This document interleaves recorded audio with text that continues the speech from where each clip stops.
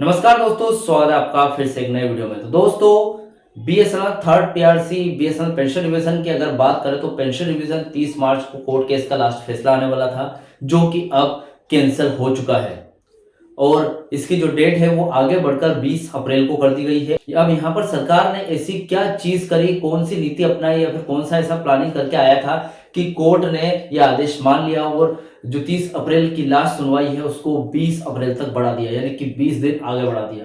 इससे पेंशनर्स पर क्या असर पड़ेगा और ऐसा यहाँ पर सरकार ने क्यों किया, पूरी जानकारी विथ डिटेल तरीके से आज इस वीडियो में आपको बताने वाला हूं। तो सबसे पहले तो चैनल पर नए तो सब्सक्राइब करें। मेरा नाम है सोनू विश्वकर्मा।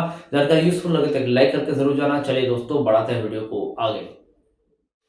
तो दोस्तों देखिए, यहाँ पर हो सकता है सरकार की कोई सोची समझी चाल हो, समय मांगने के लिए, टाइम मांगने के लिए। तो देख लेंगे।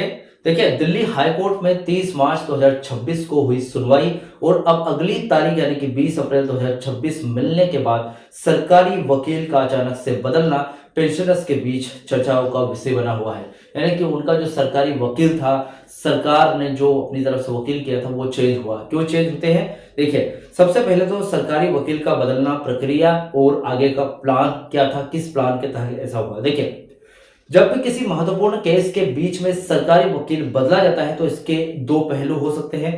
पहले तो एडमिनिस्ट्रेटिव यानी कि प्रशासनिक पक्ष, कई बार सरकारी पैनल का कार्यालय खत्म हो जाता है या केस का भार यानी कि वर्कलोड है वो सबसे ज्यादा होने की वजह से केस दूसरे वकील को ट्रांसफर कर दिया जाता है। ये एक तरीके से एक ये रूटीन की प्रक्रिया हो सकती है, प्रोसेस हो सकती है। ठीक है, ये कोई प्लानिंग के तहत नहीं हुआ और प्लानिंग के तहत हुआ भी है तो 20 दिन में पता चल जाएगा। ठीक है, अभी देखिए, कानूनी रणनीति है, ये डिले स्ट्रेटजी बनाई गई हो, ये भी हो सकता है। अदालती इतिहास में ये देखा गया है कि जब भी सरकार के पास कोई ठोस सबूत नहीं होता है तो उसे समय चाहिए होता है ठोस सबूत जुटाने के लिए। तो नए वकील की नियुक्ति एक ढाल की तरह काम करती है। नया वकील अदालत में ये दलील देता है कि मुझे अभी फाइल मिली है, केस के तथ्यों यानी कि केस के सभी पॉइंट्स को समझने के लिए मुझे समय चाहिए। ठीक है, तो अदालत ने उसको आसानी से मान भी लिया क्योंकि एक लीगल प्रोसेस के तहत आता है। अभी बीएसएनएल पेंशन केस 30 मार्च से इसका सीधा संबंध है। देखिए, 30 मार्च की सुनवाई में जो हुआ वो पेंशनर्स के लिए निराशाजनक था क्योंकि तैयारी का अभाव। नए सरकारी वकील ने संभावना यह है कि फाइलों का अध्ययन करने के लिए समय मांगा। सुनवाई का टलना, अगर सुनवाई की बात करूं तो कोर्ट ने इस दलील को स्वीकार करते हुए अगली तारीख 20 अप्रैल तय कर दी। अगर सरकार का इरादा सॉल्यूशन का होता यानी कि समाधान का होता तो पुराने वकील ही बहस पूरी कर सकते थे। वकील का बदलना इस बात की ओर इशारा करता है कि सरकार वैलिडेशन एक्ट 2025 और अफोर्डेबिलिटी क्लॉज जैसे मुद्दे पर कोर्ट को और उलझाए रखना चाहती है। ठीक है, यानी कि वैलिडेशन एक्ट जो कि आपके पुराने जितने भी कोर्ट केस के फैसले हैं सभी को रद्द कर सकता है, बेअसर कर सकता है। एक तो वो है अफोर्डेबिलिटी क्लॉज है जो कि काफी टाइम 2017 से बीएसएनएल पेंशनर्स और पीआरसी के बीच में आ रहा है। इन दोनों चीजों को बीच में लाकर और समय मांगने से क्या है कि इस चीज को पीआरसी को फिर से अटका के रख सकता है।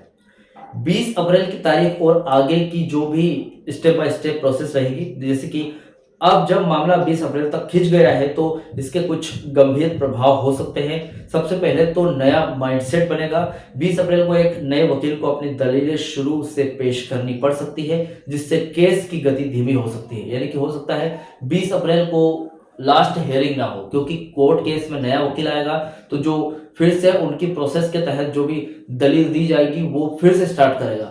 तो ऐसे में 5 से 7 दिन या फिर 10 दिन खिंच सकते हैं। पेंशनर्स का भी दबाव बनेगा। 23 मार्च के देशव्यापी धरने के बाद सरकार पर दबाव तो है लेकिन कोर्ट में वकील बदलना एक ऐसा कानूनी रास्ता है जिससे सरकार को बिना किसी स्पष्ट इनकार के अतिरिक्त 20 से 25 दिन मिल जाए। यानी कि टाइमिंग के लिए कितना अच्छा और सटीक प्लान बनाते हुए सरकार सामने आई है। मतलब उन्होंने एक वकील भी कर दिया, एक प्लानिंग के तहत वकील कर लिया और वकील के करने से कोर्ट उनको यहाँ पर समय भी दे देगी। उनको पहले से पता था, अब उनको टाइम मिल गया है तो पेंशनर्स के खिलाफ कुछ ना कुछ तो यहाँ पर अंदरूनी प्लान बना रहे होंगे। ठीक है, कुल मिलाकर बात यह आती है कि ये केवल एक प्रशासनिक प्रक्रिया का कहना जल्दबाजी होगी 30 मार्च की इंपॉर्टेंट तारीख पर जब अंतिम फैसले की उम्मीद थी, ठीक उसी समय वकील बदलना सोची समझी कानूनी देरी यानी कि टॉपिकल डिले की श्रेणी में अधिक आता है। इससे सरकार को अपनी नई पॉलिसी जैसे 0% फिटमेंट या फिर 5% फिटमेंट के पक्ष में तर्क और मजबूती से तैयार करने का समय मिल जाता है। ठीक है, तो फिलहाल ये अपडेट थी 30 मार्च से रिलेटेड कि 30 मार्च की जो हियरिंग थी वो अचानक से कैंसिल क्यों हुई, और कैंसिल हुई तो ये प्लानिंग थी या फिर एक तरीके से प्रोसेस थी। तो हमने इस वीडियो में जाना कि कहीं ना कहीं ये प्लानिंग हो सकती है। अब सतर्क रहने की जरूरत है बैरिस्टर्स पक्ष को। जो भी होगा मैं वीडियो में जरूर बनाकर लेकर आऊंगा, जो भी अपडेट निकल कर आएगी 20 अप्रैल से पहले। ठीक है, अभी 20 अप्रैल का सभी को इंतजार है, मुझे भी इंतजार है। 20 अप्रैल के पहले जो भी अपडेट निकल कर आएगी मैं जरूर वीडियो बनाकर लेकर आऊंगा। फिलहाल इस वीडियो से रिलेटेड जो भी आपका डाउट क्वेश्चन वगैरह हो तो मुझे कमेंट बॉक्स में कमेंट कर सकते हैं। वीडियो अच्छा लगा तो वीडियो को लाइक कमेंट से जरूर करें। मिलते हैं दोस्तों नेक्स्ट वीडियो में। सी यू सून।